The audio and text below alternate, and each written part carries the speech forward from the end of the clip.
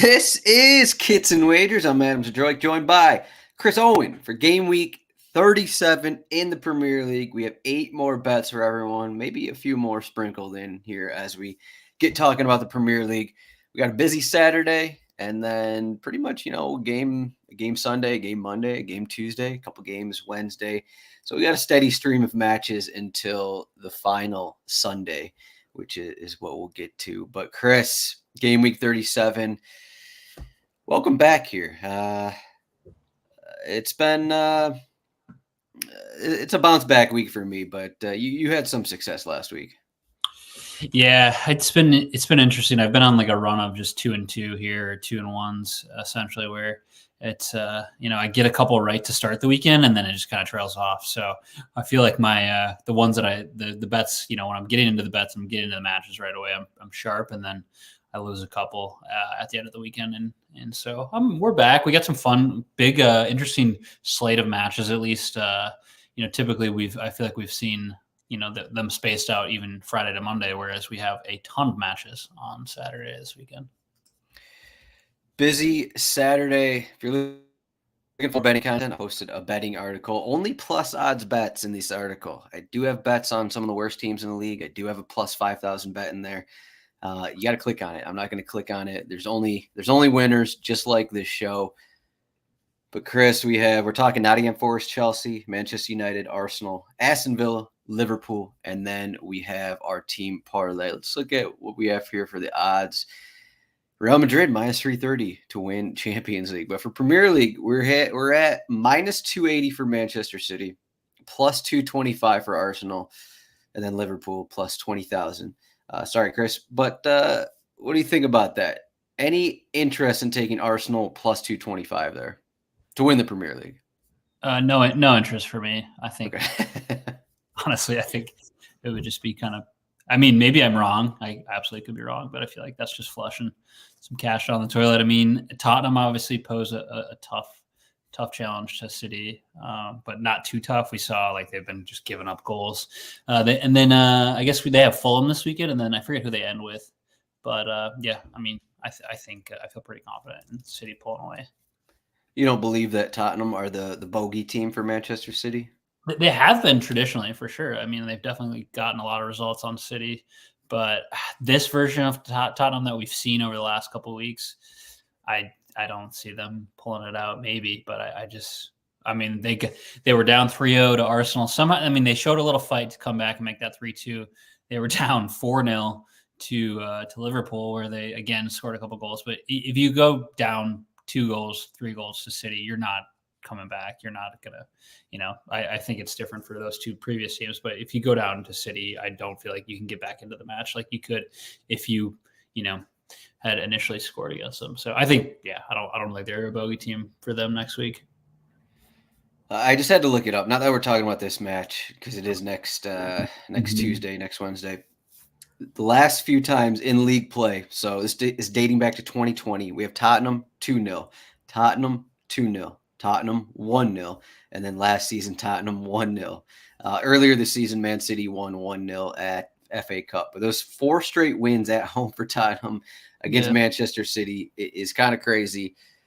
So if you were interested in taking Arsenal plus 225, maybe you just take Tottenham double chance or Tottenham money line in that one instead, because you're kind of thinking that's where Man City are going to drop points. So if they're dropping points, maybe you just take that match by itself instead of also relying on Arsenal to win all of their games. So would you wait till after this weekend to take that? Because presumably both Arsenal and City win, and then the odds they go even a little higher. Like maybe we're at like plus 310. Or something like that for Arsenal, because there's only 2 matches left before that Tottenham match. I feel like it might go up a little bit if there's maybe a little, because it's, I guess, because Arsenal have that Manchester United match. They're below, I think they're like minus 250 or something to win that one. Looking at now, I'm just speaking of that Tottenham game. The Tottenham are plus 500 to win, and then the double chance is plus 185. So kind of in that same range, but maybe just take that Tottenham money line and just keep it going. 5 straight home wins in league play for Tottenham. But we got a Saturday game here. So Nottingham Forest are at home.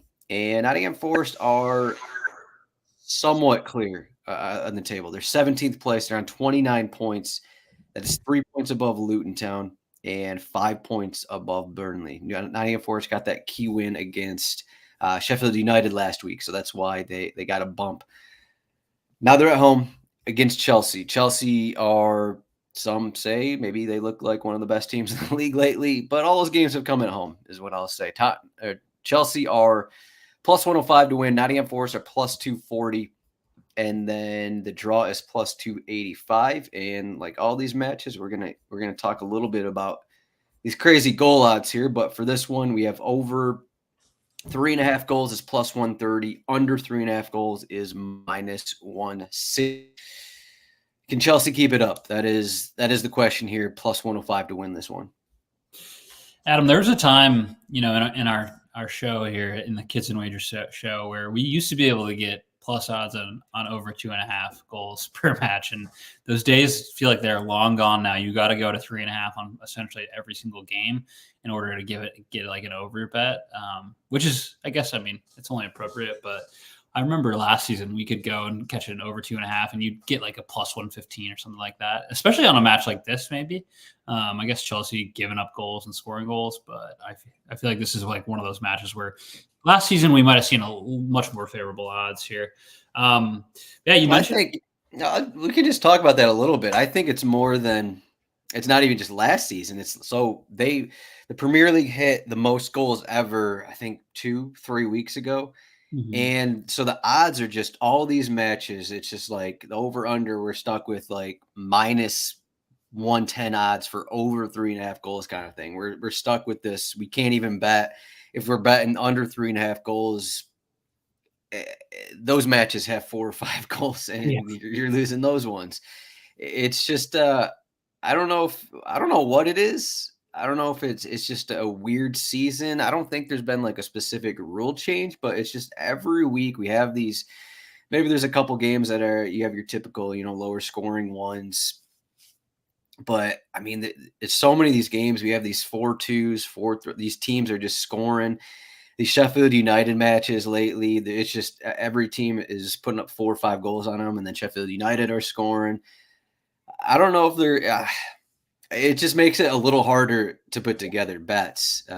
Is kind of what it comes down to, because it's almost like the over by themselves. The over, over 2.5, the 2.5, the 3.5. It's almost by themselves. It's almost taking it off the board for us, which it's making another thing difficult for us. But do you think it's like the added time? I guess I didn't mention that. Just the added minutes in extra time kind of thing, or is it just like bad defenses or just random? That's a good point about plus, formerly like plus 4 minutes or whatever in stoppage time. And now matches go into like, plus 7, plus 8, plus 9, even like going up to like 12 minutes, especially if there's a goal, and then they even extend it further. I guess, most noteworthy, I was like, and then we'll get to the parlay later, but like I was looking for the Tottenham Burnley over because I'm like that feels like I got to get in on a share of that. And then I look at the Tottenham Burnley over and you get plus 145 for over 4.5 goals, which is like, I'm like, I'm not, there's a no way, but like, I'm not even going to put any money on that. Like that seems like a bridge too far. Yeah, it's kind of wild. So I guess, do we think there's going to be goals in this Nottingham Forest Chelsea match? I think so. I didn't necessarily bet an over. I took an over, but it's a small range here. Chelsea, they've been pretty good lately. Coming off two back-to-back wins and a shutout. Beat Tottenham 2-0, beat Chelsea, or beat West Ham 5-0. That one was pretty impressive.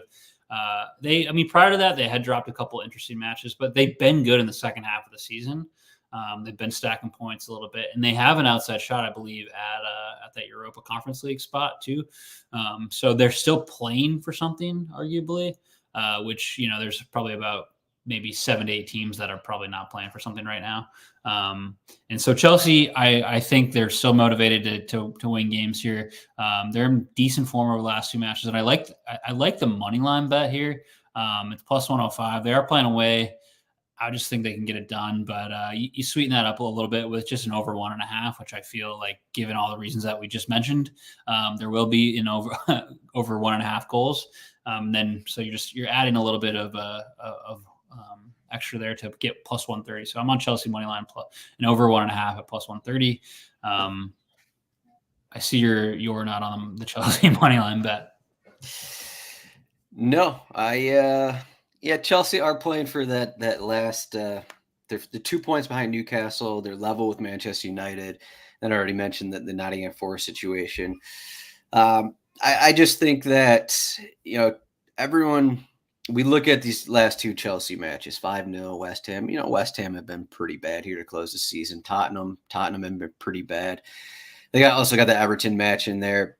And everyone's like, okay, Enzo Fernandez out of the lineup. They look a little better. They look, they got another attacking piece in there that's made them look better. But we still look at their games away from home. Like this is still the same Chelsea that is extremely inconsistent. That I don't think that we can completely trust them here against a team that is at home, a team that some would argue outplayed Manchester City in their last home match. They still have a lot to play for.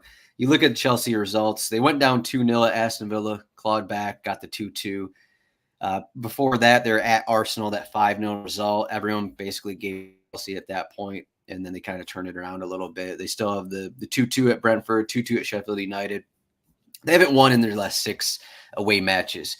And that's kind of what I'm looking at here. You combine that with Nottingham Forest have their Premier League lives still to play for. Like a point can go a long way. 3 points obviously can go further for them. But we're kind of in the same idea here. Just throw on like over 1.5 goals just to sweeten up the odds a little bit.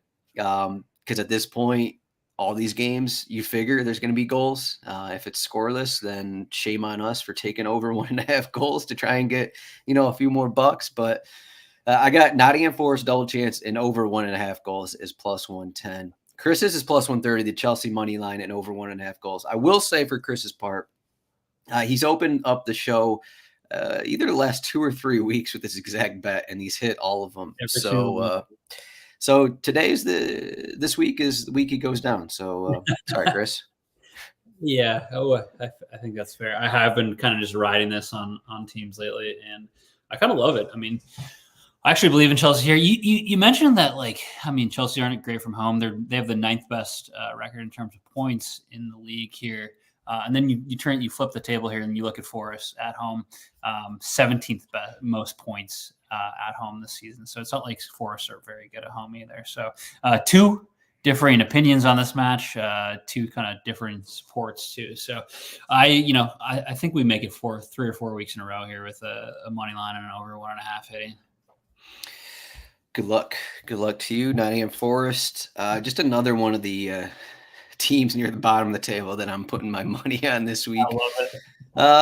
We'll see how it works out for me. I could be looking to add some money in my account, or it could be looking good. We'll see. Next game we got Manchester United, the team everyone wants to talk about right now. They're at home against Arsenal. Manchester United coming off the 4-0 loss on Monday against Crystal Palace. They're plus 600 to win. They were plus 450 about 10 days ago to win this match. Reminder, check out the RotoWire betting pages. RotoWire.com/betting/soccer to get all the line breakdown, line movement there. Arsenal are now minus 265 to win. That was minus 200. The draw is plus 475. And as expected, over 3.5 goals, minus 110. Under 3.5 goals, minus 115. It looks like they should get Bruno Fernandes back. That is the main one. Tomiyasu missed training Thursday.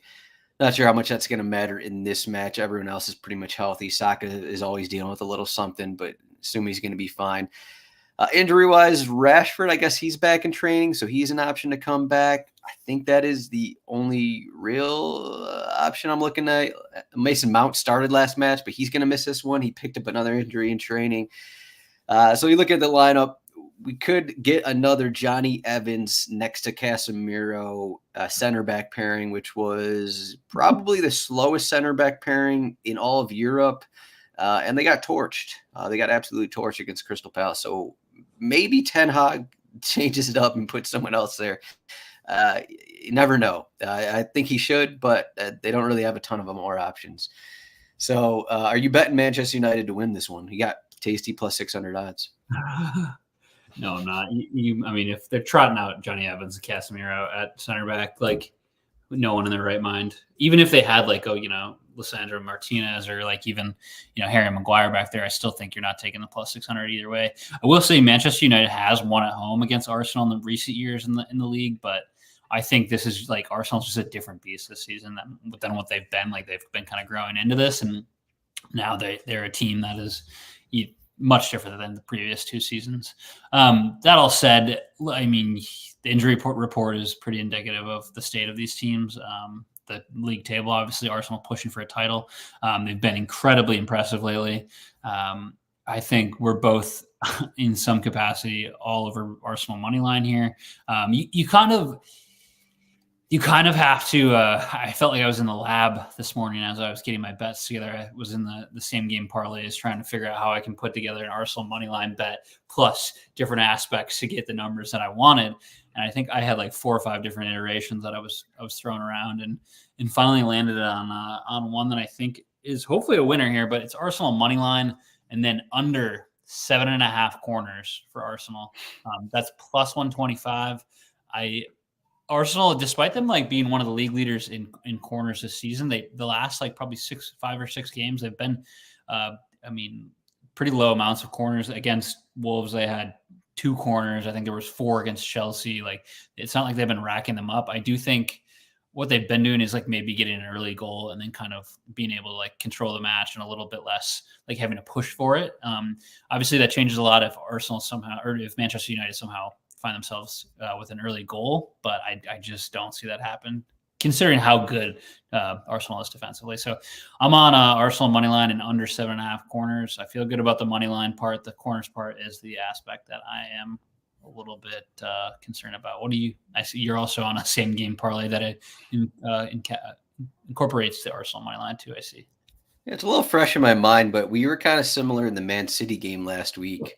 And then the De Bruyne, I think he finished with 1 shot. So neither one of us got that one. But I've been on this single game parlay for Arsenal for a few weeks now. I think I gave it out back-to-back weeks on the show. And then in my article last week, I had another one. So it must be 3 straight weeks. I've had something similar to where, okay, Arsenal are sitting in this range of, minus 200, minus 250 or something. Just they're going to have possession. The guys who are going to get shots kind of thing. So just put those in a parlay. And I think all of those have hit. So not to jinx myself there, but Arsenal or Chris has the Arsenal money line under 7.5 corners. In that prior game for Crystal Palace, I had a losing single game parlay. It was probably like plus 500. I forgot. I posted on Twitter. I had them. It was either over 2.5 or over 3.5 corners. Ended up not getting there. So you look at it like Manchester United, if they play like they did that one time against Liverpool when they just sat back, went for the 0-0 kind of thing, you're going to get Arsenal corners. But I don't know if their players really care to sit back and just trying to accept the blows kind of thing, because I thought they're going to sit back a little bit without Bruno Fernandes against Crystal Palace. And instead, it was just like no one was in the middle of the pitch. Michael Olise got the ball, dribbled past everyone, and it was just an open sledding for that free goal, for that opening goal. So I think if you look at it like that, and it's like how much do are Manchester United going to play in this Old Trafford match? I think that's going to decide on your corner bet. Are they going to actually be super defensive and block a ton of shots, get a ton of Onana saves? Or I think that's going to be the result there for your corner bet, but we're on the same page. For my bet, I'm just going and adding to the Arsenal money line. Saka, at least 3 shots. He's hit that number probably the last 10 matches. I'm not going to pull up the numbers. I'm too lazy to do that. But and then Odegaard, at least 2 shots, plus 110 odds there. So you could put all these together if you want, and then we're probably looking at maybe that under 7.5 corners. You probably get to, I don't know, plus 150 if you want to combine all these. And then if you really want, throw in goal scorers, throw in Declan Rice shots, throw in Kai Havertz shots, throw in whoever, maybe Trossard if you want as well. And then you can get up to plus 200, plus 300 odds. Not that difficult. Our graphic can only fit so many things in, so I wasn't going to add 5 players shot projections here. So what do you think about Saka and Odegaard in this spot? Yeah, before the show, in the number of same game parlays I put together, I also you sent me like 3, I think. Yeah, that was 3, and I had a few more in the notes, but I had one and I sent it to Adam, and he's like, "Dude, this is like my exact bet." So I had Arsenal moneyline, Saka 1+ shot on goal, and Havertz 1+ shot on goal. It was plus 110. So we love the shots on goal here for Arsenal, and we love the money line. So I think we're lockstep on this game.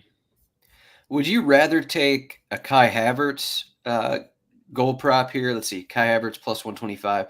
Or do you want the Saka, Odegaard? Odegaard's plus 240, Saka's plus 125 with PKs. I mean, you look at it like the last game, I don't think Mateta, maybe Mateta did score. I was going to ask if maybe if it's easy for these guys from the wing just to dribble in and rip shots. But then you have Casemiro and Johnny Evans like marking Kai Havertz in the middle. Would you have a preference of putting money on that central forward or someone from the wing here? I guess I like the wing more in Saka or Martinelli or Trossard. It's not like, Havertz is 3 goals in 7 matches here, so it's not like he's been doing well. Don't get me wrong. I would honestly I like the shots on goal. I hate the gamble of the anytime goal scorer is tough, especially for Arsenal, where like the discussion has been so long this season. Like, do they need to get a striker, who's going to score 20 goals? Well, it doesn't seem like they do. They're getting like 10 goals from 4 or 5 different guys, so it's coming from anywhere really. And so I don't necessarily. I'd rather take the winger for any time, but I'd rather just do shots on goal if I can. Yeah, Kai Havertz has at least 1 shot on goal in his last 14 league starts. Yeah. So that's another one you can throw on. Do you remember the odds on that? Probably like minus 150 or something like that? I don't. But wow. Minus 330.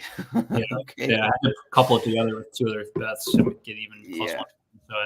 So I guess odds are juiced a little bit there, but Chris has Arsenal money line and Arsenal under 7.5 corners plus 125. I have Arsenal money line, Saka at least 3 shots, Odegaard at least 2 shots plus 110. Monday Night Football is the next match we have on the docket. Aston Villa are home plus 320. This one has moved a little bit, and it's gone in Liverpool's favor. Liverpool are minus 140 to win. The draw is plus 360. Over 3.5 goals, minus 120. Under 3.5 goals, minus 105. Aston Villa. So they, I think they're tiring out a little bit here. They just got knocked out by Olympiacos. They're down 4-2 in the tie against Olympiacos.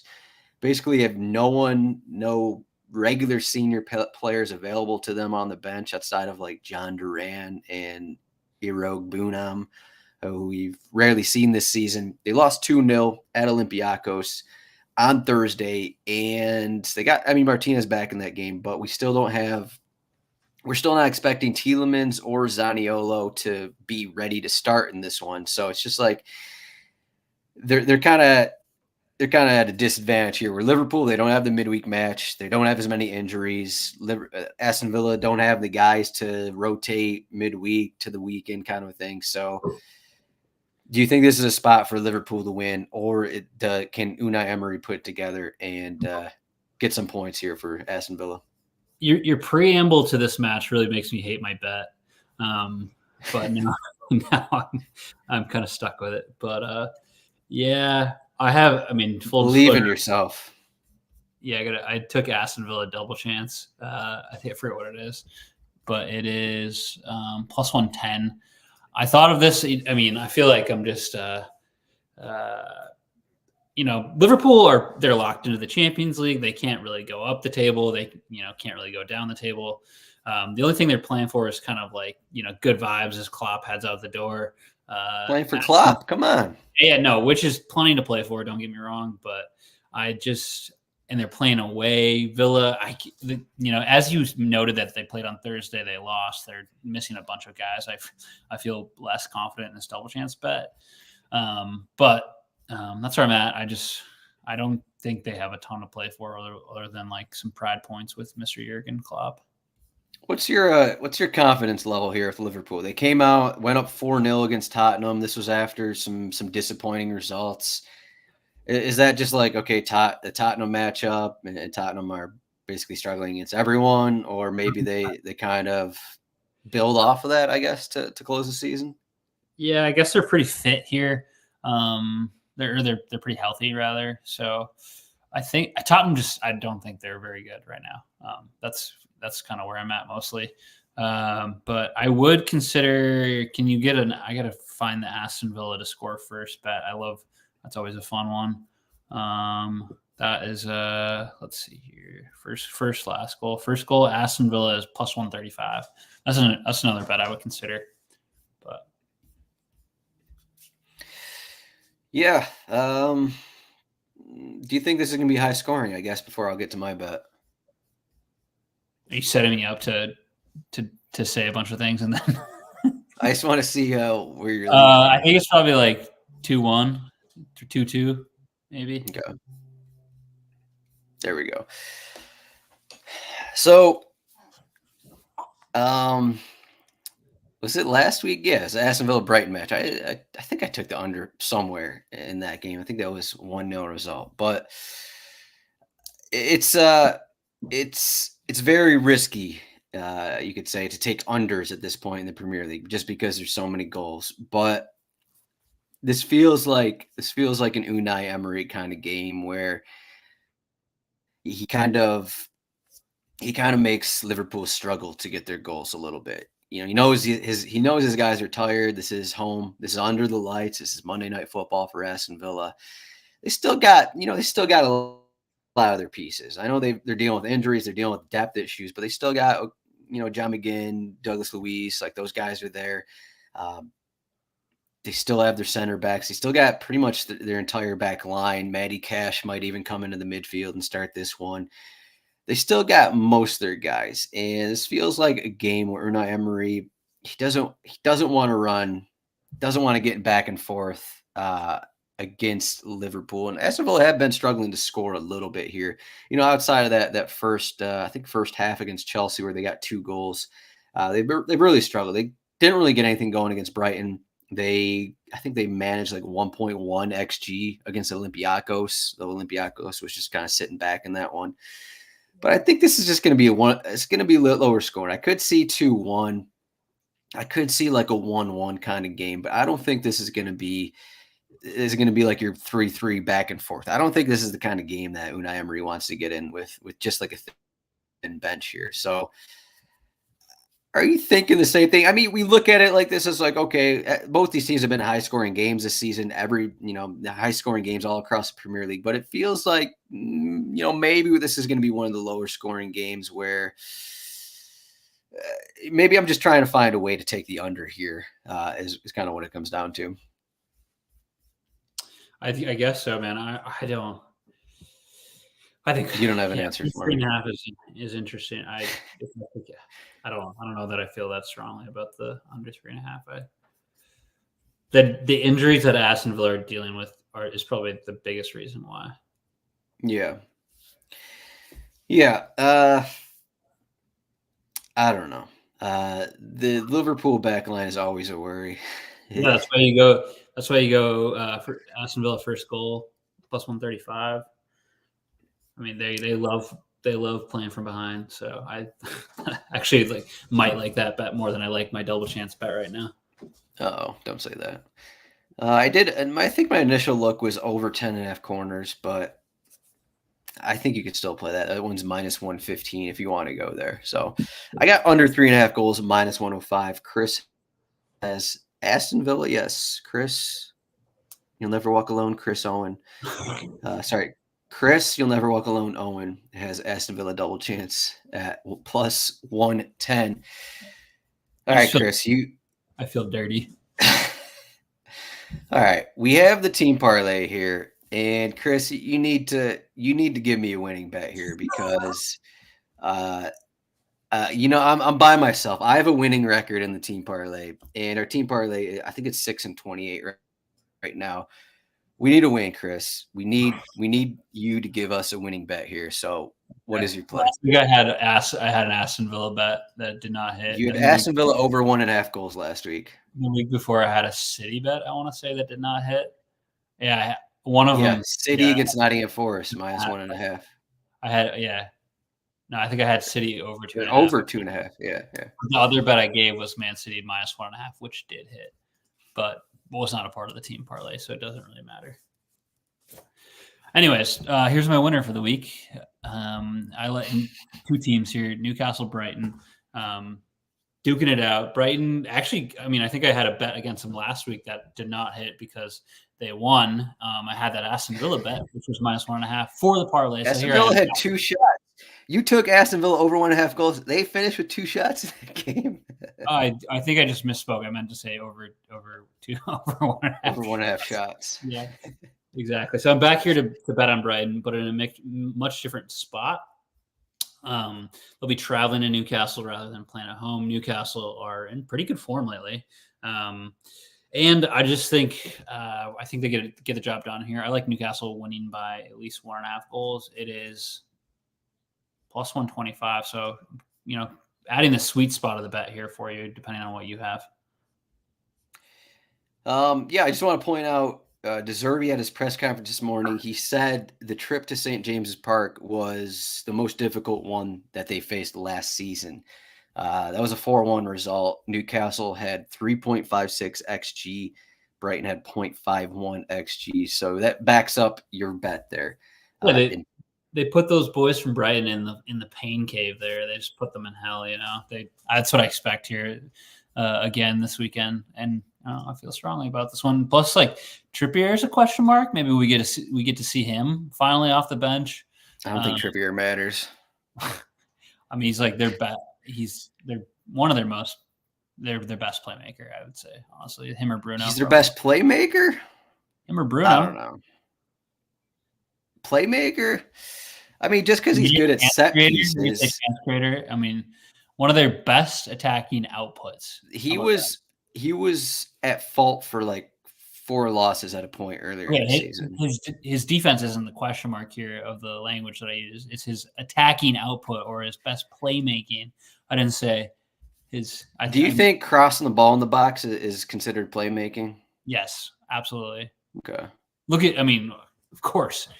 Trent Alexander-Arnold. You've got, Cancelo when he was at City. I wouldn't compare Trippier to TAA though. I just think exact same position, and they're both English. They both lead the league in chances created typically. Trent? How do you want to compare them? Trent plays middle of the pitch. He sits on top of the box, rip shots from there. Trippier is always on the wing. Yeah, definitely in the last probably season or so. But I'd say, they're both playing right back. They're both right-footed English defense outside backs who create chances for their teams and are typical. Trippier 32 years old now, 33. Pretty old for sure, but you look at the higher sample size in this season. I think Dan Burn is their best playmaker. Fabian Schär. Actually, it's Dubravka. He's the best playmaker. Nick Pope actually is back. He might start this one, so you got another boost right there. Better pick him up on Fantrax. All right, so Chris has Newcastle minus 1.5 against Brighton. That's plus 125. And I have, let's go, Dominic Calvert-Lewin to score against Sheffield United. Everton are at home against Sheffield United. They're down Anel Ahmedovich, arguably their best center back. He is suspended. Mason Holgate is ineligible to play against his parent club. So they're basically down to two regular center backs. They've been playing with a 3 center back kind of thing. So they're probably going to go back to a 4-2-3-1 kind of a thing where I think Jack Robinson and Austin Trusty are only healthy center backs available. So you put that into the equation, you change up their formation, a team that's already given up 3, 4, 5 goals every game. Everton playing well. They're at home. Goodison Park, always an added boost. This must be the last home game of the season for Everton, if I Think about it. They have 2 matches left, so they're at home. So home finale here. Calvert-Lewin has been actually scoring lately against Sheffield United. Calvert-Lewin is most likely to score in Everton. Let's take it. Let's do it. Calvert-Lewin to score is plus 105. Parlayed with Newcastle minus 1.5. Plus 361 odds on the team parlay. Is this hitting, Chris? I don't see a reason why it wouldn't hit, frankly. All right. So this one's going to hit. We're going to be below $1,000 down on the season. So, no matter what happens, so we're going to do our 20 bets. We're going to bet every game next week, but we're also going to do a final team parlay that's going to win and get us back above negative next week. How do you feel about that? It seems easy the way you put it. I was going to do it this week, but why not have, when you have 20 bets, why not have 22 bets in the show, huh? Yeah, no, I agree. I think I definitely think we got to hype up our show for next week. It's our last show of the season, game week 38, 20 bets. 22. We get the 22 bets, yeah, and we get the parlay above even. So it could be if it's not must see it's pretty close to must see. I'll tweet at Elon to see if we can get a retweet. So yeah, let's get in the algorithm. You think Elon is a big soccer bettor? He's probably worried about Tesla stock just taking a dump lately. So I think he's been hyping up their new batteries or whatever's going on. Thinking 500 million or something like that. Yeah, so station. So yeah, I think he's got bigger fish to fry than Arsenal Moneyland. But I don't know. Never know. That was game week 37. Check out the FPL cheat sheet. Reminder, there are some midweek matches next week. So there are 13 matches in the game week. Yes, there is a double game week. So in case, you're setting your FPL squads, your Fantrax squads, remember, we got a double game week to deal with. So check the cheat sheet out. But we were looking at this before the show. We mentioned it throughout the show. Just these crazy implied goal odds here. There's only one match of the 13 that is below 3.13 implied goals. And it used to be like prior season, it would be like there's like 2 games with over implied 3 goal total. And now all games are above 3.1. It's kind of insane here. Man. Any other games stand out to you though? Looking at the cheat sheet. There's some games that don't stand out to me.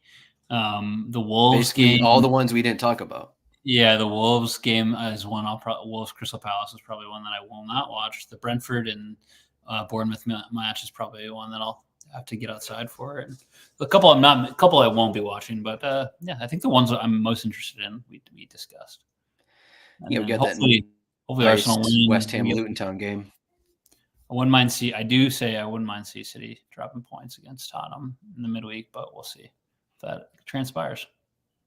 Yeah, the biggest favorite of the slate is actually Manchester City. They open game week 37 Saturday morning, 79% chance to win at Fulham. The Fulham have been a tricky side at times at Craven Cottage, but Fulham, like some of the teams we haven't talked about, they don't really have anything to play for. So we'll see how that one looks like. But you can find Chris at CHROwen8 on Twitter. I am at RotoZdroik.